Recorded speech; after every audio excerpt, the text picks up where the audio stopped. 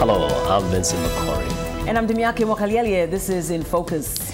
And we begin in West Africa. Vote counting is underway in Ivory Coast. Following Sunday's runoff for presidential elections, 2 people were killed during the election as both candidates complained of voting irregularities. Now, VOA West Africa correspondent Scott Stearns has our story from the commercial capital, Abidjan. A government statement says a group aligned with northern rebels opened fire on soldiers and civilians, killing 1 member of the armed forces and 1 civilian. It says 3 people were injured in the attack, including 1 who's in critical condition. In the village of Kanonsla, officials say the house of a supporter of President Laurent Gbagbo was burned.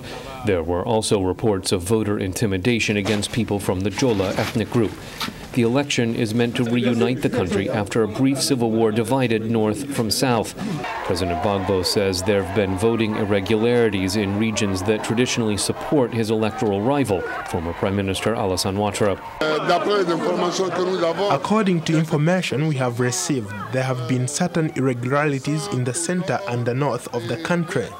But we have a lot of hope we will overcome all these irregularities to put in place a veritable democracy in Ivory Coast. Mr. Ouattara says many of his supporters were unable to reach polling stations because they were blocked by Gbagbo supporters and were intimidated by an overnight curfew that he believes will be lifted. The chief of state accepted to lift the curfew as of this morning, and I think that will reassure Ivorians.